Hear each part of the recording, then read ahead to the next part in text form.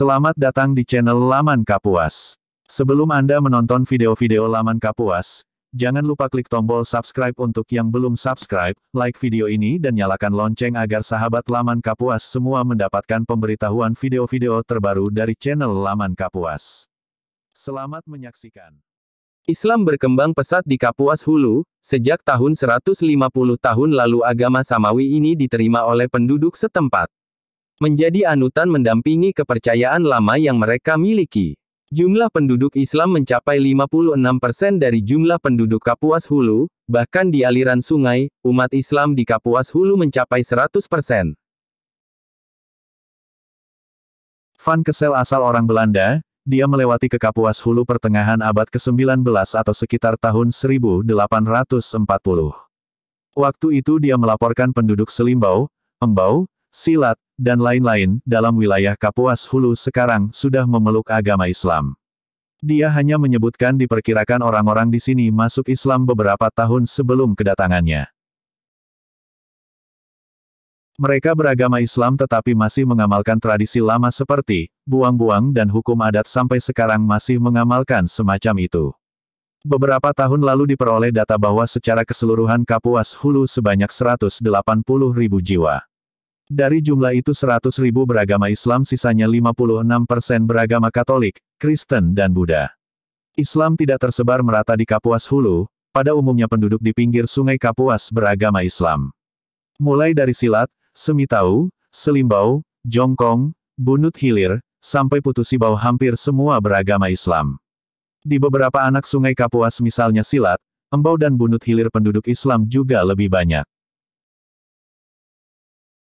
Di Embau, Islam dianut oleh 100% dari 20.000 penduduk, di sepanjang sungai Bunut Hilir, penduduk juga lebih banyak yang beragama Islam.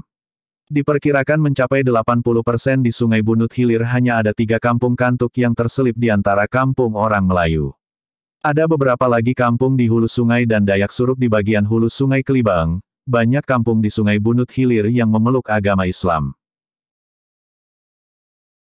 Islam di kawasan Embau khususnya Jongkong memiliki citra tersendiri pada tahun 1950-an, Islam di sini identik dengan Islam yang taat dan alim.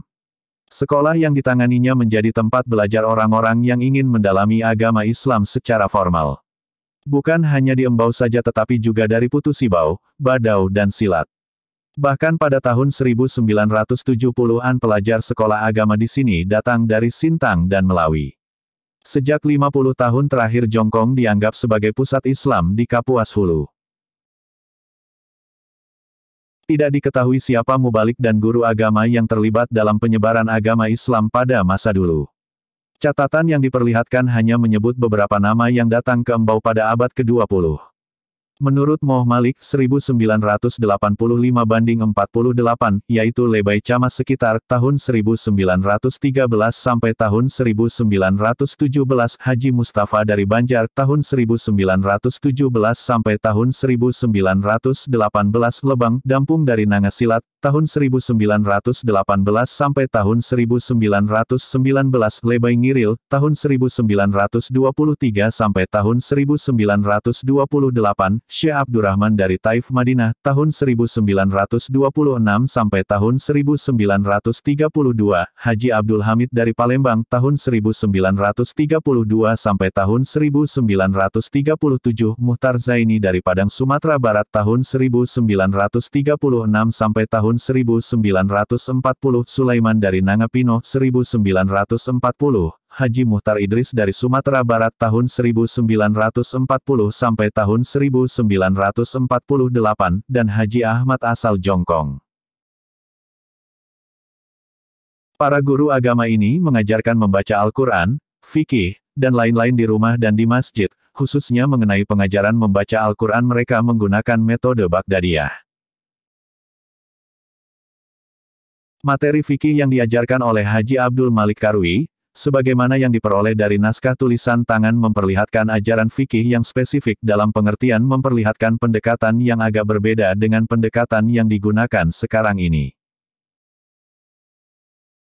Terima kasih telah menonton video ini, jangan lupa subscribe, like dan tinggalkan jejak di laman komentar. Sampai jumpa.